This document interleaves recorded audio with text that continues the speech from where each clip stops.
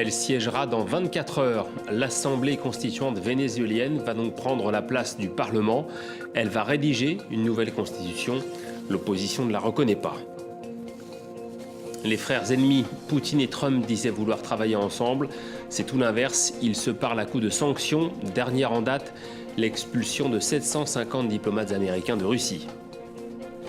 Un été meurtrier, Jeanne Moreau est partie rejoindre Claude Rich.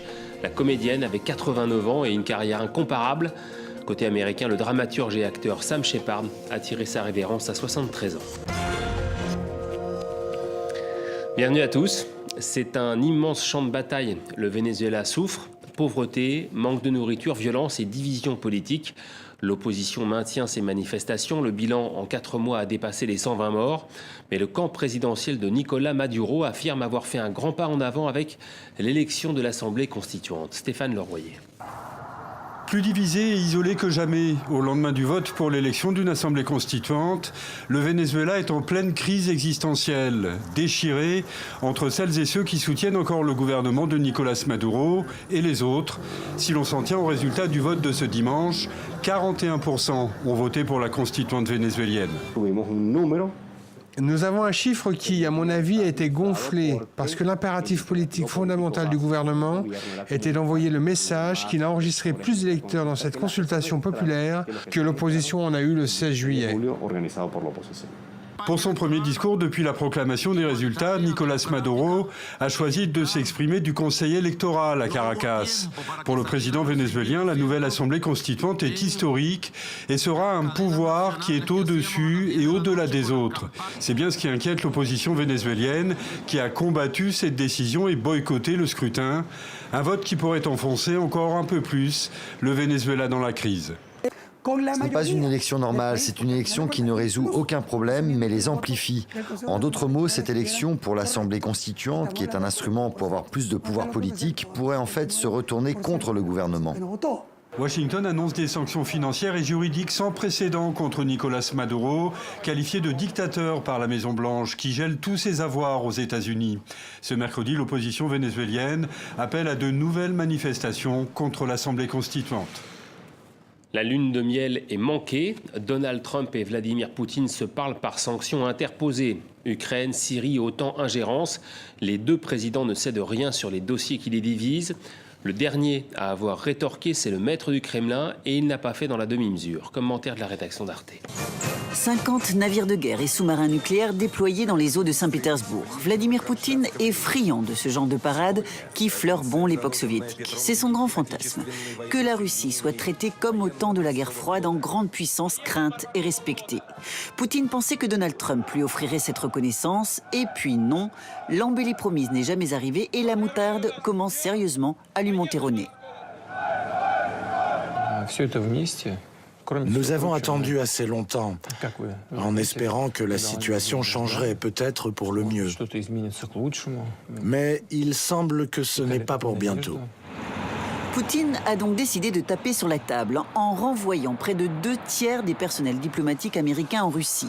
750 personnes priées de faire leurs valises au 1er septembre. Ces camions sont déjà en train d'évacuer une résidence que les Américains ont été sommés de restituer. La goutte d'eau pour Moscou, c'était ce vote la semaine dernière au Congrès, de nouvelles sanctions économiques contre la Russie que Trump devrait signer. Trump a fait campagne sur une amélioration de la relation avec la Russie, mais il se trouve lui-même coincé entre deux choses. D'abord, le fait qu'il est personnellement impliqué, en tout cas des proches sont impliqués dans l'influence russe sur la campagne électorale américaine, et par ailleurs, toute la bureaucratie américaine, ainsi que le Congrès, est plutôt défavorable à la Russie de Poutine. Donc il ne peut pas, effectivement, mener une politique de réconciliation comme il l'avait annoncé. Aujourd'hui, je crois qu'on peut parler de quelque chose qui ressemble à une nouvelle guerre froide. Entre ces deux-là, on avait pourtant prédit une lune de miel. Après la désillusion, l'heure est à la confrontation. Ça dessert peut-être les intérêts économiques de la Russie, mais lui permet aussi de se présenter en modèle alternatif à l'Occident. Et pendant ce temps, la Maison-Blanche offre un spectacle digne d'une télé-réalité ou d'un jeu par élimination. Le dernier à sauter est quasi le dernier arrivé. Le sulfureux Anthony Scaramucci n'est plus le directeur de la communication de Donald Trump. Il avait insulté plusieurs membres de l'équipe présidentielle. Le tout nouveau secrétaire général de la Maison-Blanche, le général John Kelly, n'a pas apprécié. C'est lui qui l'aurait remercié. 54%, c'est le taux de participation officielle aux législatives sénégalaises. Pour les résultats, il faut patienter encore 2 jours minimum. Le camp présidentiel affirme avoir gagné. L'opposition conteste et fustige un scrutin très mal organisé. Maud Roubaud. C'est une bataille pour la capitale qui s'ouvre. La coalition au pouvoir, tout comme celle du maire de la ville, revendique la victoire à Dakar. Khalifa Sall, en détention préventive pour détournement de fonds présumé, a dû faire campagne depuis sa cellule. Ses partisans ont donc défendu ses couleurs à sa place et il continue. Nous n'accepterons pas le hold-up. Nous n'accepterons pas la confiscation de notre victoire. Nous n'accepterons pas le détournement de la volonté des populations de Dakar. Le scrutin aura au moins fait l'unanimité sur une chose, de grosses lacunes d'organisation. La coalition de l'ancien président Abdoulaye Wade accuse le pouvoir d'avoir délibérément provoqué des problèmes. La majorité parle de simples couacs, mais toute la journée, les observateurs de l'Union africaine ont constaté de gros dysfonctionnements. Malheureusement, certains électeurs n'ont pas pu voter, soit parce qu'ils n'avaient pas leur carte d'électeur et qu'ils n'avaient pas d'autres pièces d'identité pour accompagner leur récépissé. Certains n'étaient pas inscrits sur la liste électorale et donc n'ont pas pu voter. Les premiers résultats officiels ne sont pas attendus avant mercredi. Les listes d'opposition pourront alors déposer leur recours. Une autre élection présidentielle, celle-là, elle aura lieu au Rwanda le 4 août prochain. Franck Habineza a porté plainte contre un internaute. Ce candidat de l'opposition a été traité de gorille des montagnes, une référence au physique des Hutus. Voilà un exemple, parmi d'autres, des traces du génocide de 1994. Alors comment enseigner le massacre de 800 000 Rwandais, surtout Tutsis, en évitant l'écueil des divisions ethniques? L'école a comme réponse la rwandanité. Reportage de l'agence France-Presse. À quelques jours des examens nationaux, l'équivalent du bac au Rwanda, les élèves reviennent sur un sujet central du programme d'histoire, le génocide de 1994. Qui peut nous dire qu'est-ce que c'est que le génocide? Le pays pense encore ses plaies. Alors que toute la société a été touchée à divers degrés, l'enseignement du génocide revêt un caractère particulier. Depuis 2016, cette période de l'histoire est devenue une discipline transversale abordée dans tous les autres cours. C'est un sujet très sensible compte tenu de l'histoire de ce pays. C'est la raison pour laquelle cela doit être étudié précisément, avec une attention spéciale lorsque nous abordons l'enseignement du génocide. Selon la Commission nationale Unité et Réconciliation, l'éducation a été l'un des facteurs qui ont conduit au génocide. Avant 1994, dans les écoles, on apprenait aux élèves qui sont différents et qui doivent se haïr.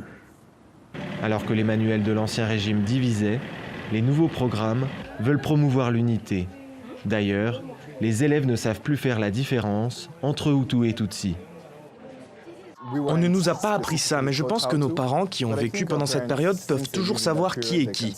Mais c'est une bonne chose qu'ils n'apprennent pas cela à leurs enfants, parce que maintenant, il est impossible de dire si tu es un Tutsi, si tu es un Hutu ou un Twa. Ça veut dire que nous sommes toujours unis, parce qu'on n'a pas enseigné la division à notre génération. La nouvelle génération porte en elle l'espoir de tout un pays. Que la haine de l'autre ne fasse plus partie du vocabulaire des Rwandais. La décision officielle doit être annoncée le 13 septembre au Pérou, mais a priori c'est bon. 100 ans après ces derniers JO, Paris devrait bien organiser ceux de 2024. La nouvelle est venue de Los Angeles, car la ville américaine a annoncé s'être officiellement portée candidate pour les JO de 2028. Cela fait donc de la capitale française la seule candidate pour 2024. Après 9 jours de festivités sportives et culturelles, les 8e Jeux de la francophonie d'Abidjan ont refermé leurs portes. 53 pays ont participé à cette 8e édition globalement réussie. Antoine Despierres. Ni les coupures brèves mais intempestives d'électricité, ni les troubles politico-militaires qui ont agité la Côte d'Ivoire les jours précédant l'événement n'auront gâché la fête. Pour les participants en tout cas, cette 8e édition des Jeux de la francophonie est plutôt réussie.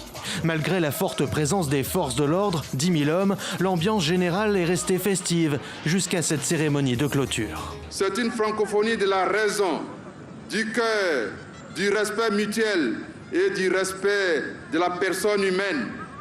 C'est cette francophonie que la Côte d'Ivoire a voulu vous offrir. Une offre pléthorique pour ces Jeux de la francophonie à l'ADN bien particulier.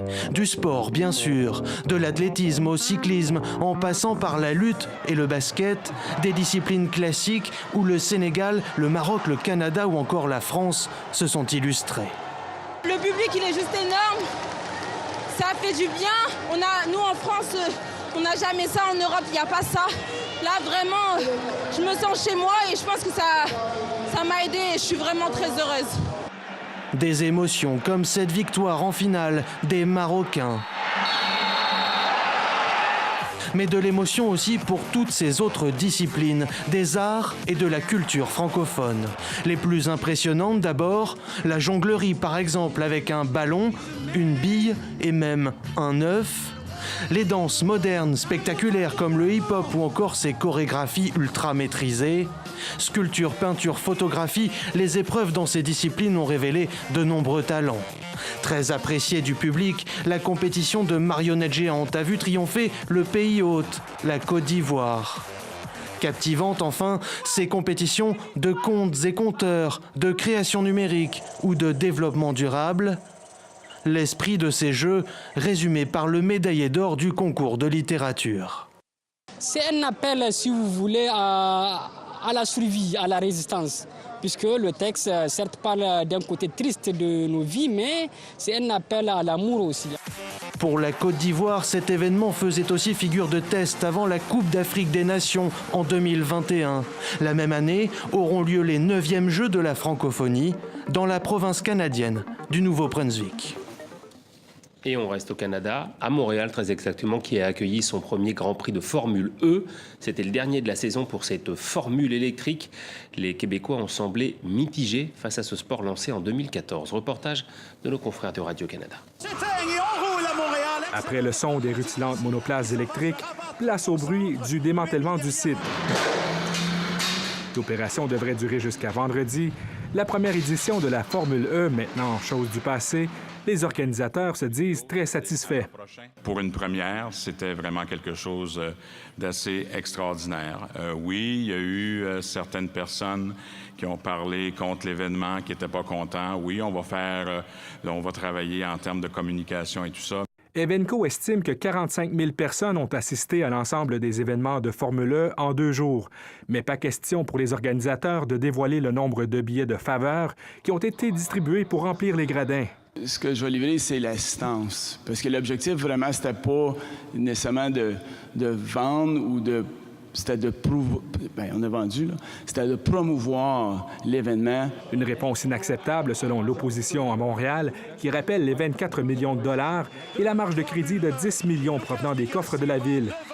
C'est sans compter 1 million de dollars supplémentaires pour le transport collectif gratuit du week-end. Il y a énormément de billets qui ont été donnés, on veut le savoir. Puis en plus, qui va éponger? Parce que Evenco, lui, veut rentrer dans ses chiffres. Alors, si autant de billets ont été donnés, est-ce que c'est les Montréalais qui vont payer à Evenco ces billets-là? Le fondateur du championnat de Formule E estime que Montréal a fait un bon investissement pour l'avenir, comme le démontre l'arrivée de Porsche et Mercedes dès l'an prochain. La Formule E, c'est la plateforme où la technologie de voiture électrique du futur est développée. Peu importe, pour bien des Montréalais, la pilule reste difficile à avaler. Peut-être que l'année prochaine, ils vont faire mieux. Aucune idée. Je vais pas passer la fin de semaine ici, en tout cas. J'ai trouvé ça très dérangeant. Il n'y avait pas moyen de circuler en voiture ou de circuler à pied. Il fallait contourner. C'était vraiment le parcours du combattant. Les commerçants aussi sont plutôt tièdes face à l'événement. Mes clients réguliers sont peut-être moins venus parce qu'ils évitaient de venir à Montréal. Fait qu'on a peut-être hérité de clients qui venaient du Grand Prix, mais en fait, ça a été un coup nul. S'il n'en tient qu'aux maires et aux organisateurs, le circuit restera le même l'an prochain, avec la possibilité de quelques modifications. La formule électrique est donc là pour rester dans la métropole au même titre que la Formule 1. Ici, Pascal Robida, Radio-Canada, Montréal. Aux États-Unis et en Belgique, des salariés ont accepté de recevoir un implant dans la main. Alors est-ce un confort supplémentaire ou un contrôle excessif? À vous de vous faire votre opinion avec ce témoignage des premiers concernés dans ce reportage de la rédaction de France 3. Dans cette entreprise américaine, à l'heure de la pause, les salariés n'auront bientôt plus besoin de monnaie pour s'offrir un encas. Il leur suffira de tendre la main. Je scanne le produit. Je vais payer avec ma carte de crédit. Pour cela, je passe ma main devant le lecteur pour payer. Sur 80 employés, 50 ont accepté de se faire implanter cette puce électronique de la taille d'un grain de riz.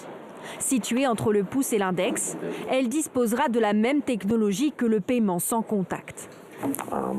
Ça facilite le quotidien. En termes de sécurité aussi, je pense que c'est bien pour les personnes qui oublient leur badge. Les États-Unis ne sont pourtant pas les pionniers. Ouvrir une porte ou déverrouiller son ordinateur d'un simple mouvement de la paume, le geste est presque devenu naturel pour les salariés de cette entreprise belge. Je scanne mon implant et ma session d'ordinateur s'ouvre. Ça me donne les horaires de mes transports, les rendez-vous de ma journée. Des informations parfois personnelles. Aucun ne semble pourtant craindre pour la protection de ces données. Ce sont juste les informations que l'on met dessus. Mais la puce n'est pas reliée à un satellite. Nous ne le voulions pas.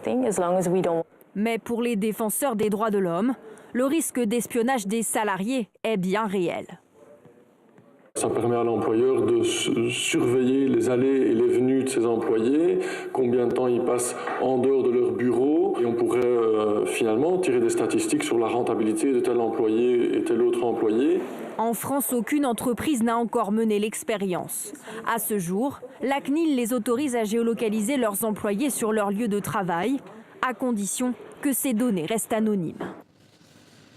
Il a écrit une 50aine de pièces de théâtre et des scénarios comme par exemple Paris, Texas, Palme d'Or en 1984.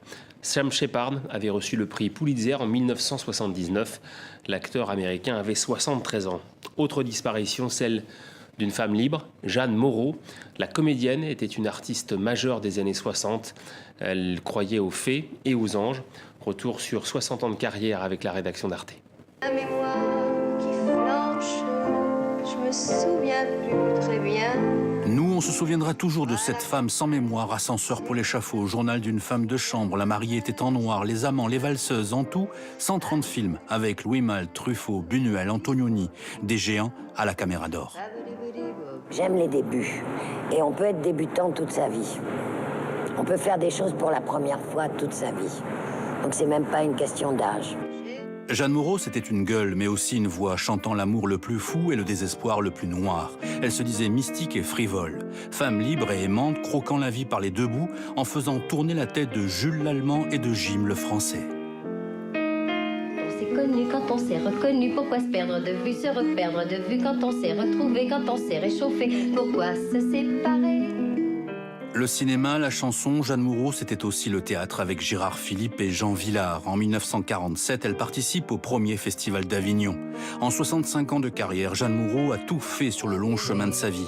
En 1992, elle reçoit le César de la meilleure actrice pour La vieille qui marchait dans la mer. En 1998, Sharon Stone lui remet un Oscar d'honneur pour l'ensemble de sa carrière.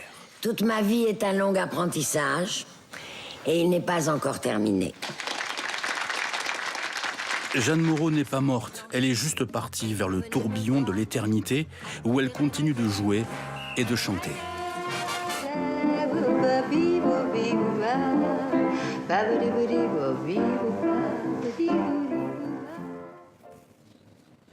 C'est la fin de ce journal. Merci, à plus tard.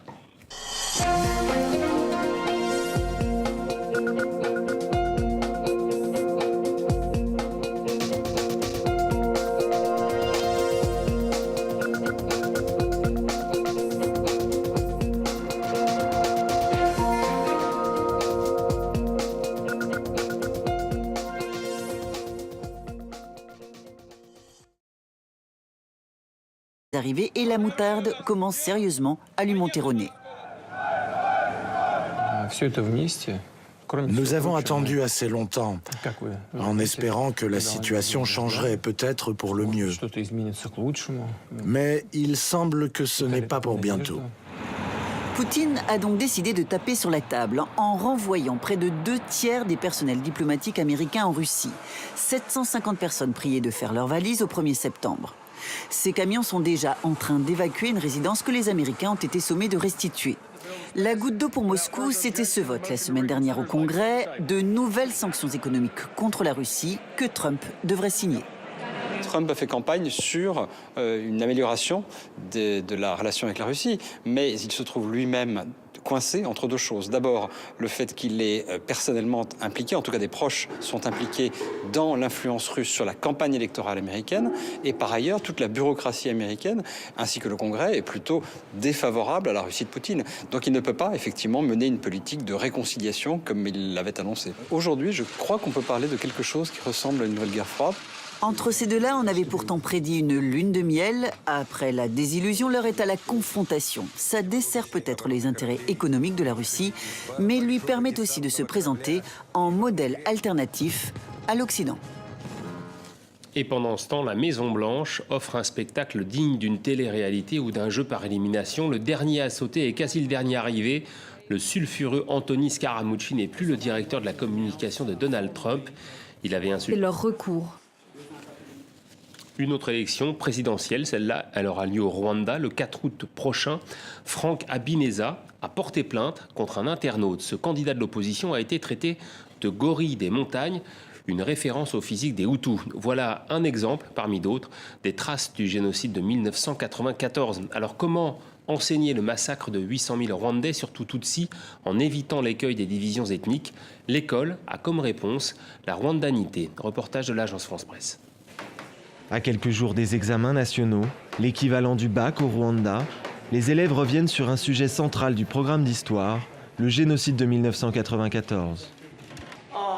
Qui peut nous dire qu'est-ce que c'est que le génocide? Le pays pense encore ses plaies. Alors que toute la société a été touchée à divers degrés, l'enseignement du génocide revêt un caractère particulier. Depuis 2016, cette période de l'histoire est devenue une discipline transversale abordée dans tous les autres cours. C'est un sujet très sensible compte tenu de l'histoire de ce pays. C'est la raison pour laquelle cela doit être étudié précisément, avec une attention spéciale lorsque nous abordons l'enseignement du génocide. Selon la Commission nationale Unité et Réconciliation, l'éducation a été l'un des facteurs qui ont conduit au génocide. Avant 1994, dans les écoles, on apprenait aux élèves qui sont différents. Plusieurs membres de l'équipe présidentielle. Le tout nouveau secrétaire général de la Maison-Blanche, le général John Kelly, n'a pas apprécié. C'est lui qui l'aurait remercié. 54%, c'est le taux de participation officielle aux législatives sénégalaises. Pour les résultats, il faut patienter encore 2 jours minimum. Le camp présidentiel affirme avoir gagné. L'opposition conteste et fustige un scrutin très mal organisé. Maud Roubaud. C'est une bataille pour la capitale qui s'ouvre. La coalition au pouvoir, tout comme celle du maire de la ville, revendique la victoire à Dakar. Khalifa Sall, en détention préventive pour détournement de fonds présumé, a dû faire campagne depuis sa cellule. Ses partisans ont donc défendu ses couleurs à sa place et il continue. Nous n'accepterons pas le hold-up. Nous n'accepterons pas la confiscation de notre victoire. Nous n'accepterons pas le détournement de la volonté des populations de Dakar. Le scrutin aura au moins fait l'unanimité sur une chose, de grosses lacunes d'organisation. La coalition de l'ancien président Abdoulaye Wade accuse le pouvoir d'avoir délibérément provoqué des problèmes. La majorité parle de simples couacs, mais toute la journée, les observateurs de l'Union africaine ont constaté de gros dysfonctionnements. Malheureusement, certains électeurs n'ont pas pu voter, soit parce qu'ils n'avaient pas leur carte d'électeur et qu'ils n'avaient pas d'autres pièces d'identité pour accompagner leur récépissé. Certains n'étaient pas inscrits sur la liste électorale et donc n'ont pas pu voter. Les premiers résultats officiels ne sont pas attendus avant mercredi. Les listes d'opposition pourront alors déposer électeurs dans cette consultation populaire que l'opposition en a eu le 16 juillet. Pour son premier discours depuis la proclamation des résultats, Nicolas Maduro a choisi de s'exprimer du Conseil électoral à Caracas. Pour le président vénézuélien, la nouvelle Assemblée constituante est historique et sera un pouvoir qui est au-dessus et au-delà des autres. C'est bien ce qui inquiète l'opposition vénézuélienne qui a combattu cette décision et boycotté le scrutin.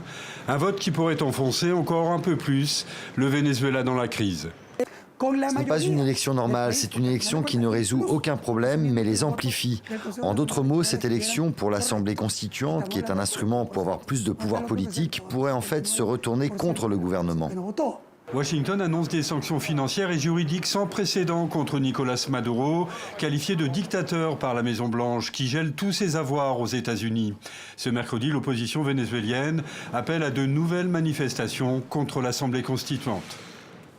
La lune de miel est manquée. Donald Trump et Vladimir Poutine se parlent par sanctions interposées. Ukraine, Syrie, OTAN, ingérence. Les deux présidents ne cèdent rien sur les dossiers qui les divisent.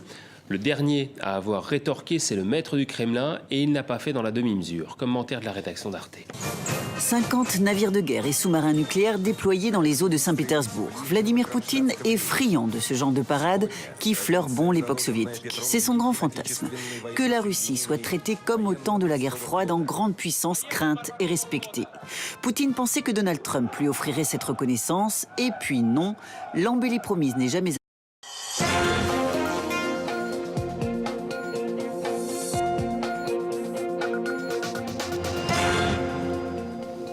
Elle siégera dans 24 heures. L'Assemblée constituante vénézuélienne va donc prendre la place du Parlement. Elle va rédiger une nouvelle constitution. L'opposition ne la reconnaît pas. Les frères ennemis, Poutine et Trump, disaient vouloir travailler ensemble.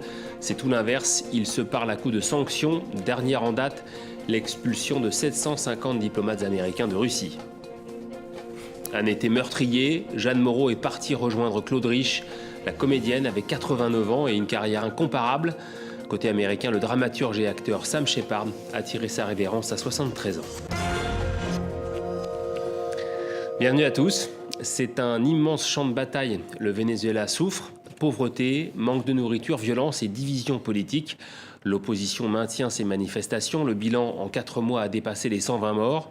Mais le camp présidentiel de Nicolás Maduro affirme avoir fait un grand pas en avant avec l'élection de l'Assemblée constituante. Stéphane Leroyer. Plus divisé et isolé que jamais, au lendemain du vote pour l'élection d'une assemblée constituante, le Venezuela est en pleine crise existentielle, déchiré entre celles et ceux qui soutiennent encore le gouvernement de Nicolás Maduro et les autres. Si l'on s'en tient au résultat du vote de ce dimanche, 41% ont voté pour la constituante vénézuélienne. Nous avons un chiffre qui, à mon avis, a été gonflé parce que l'impératif politique fondamental du gouvernement était d'envoyer le message qu'il a enregistré plus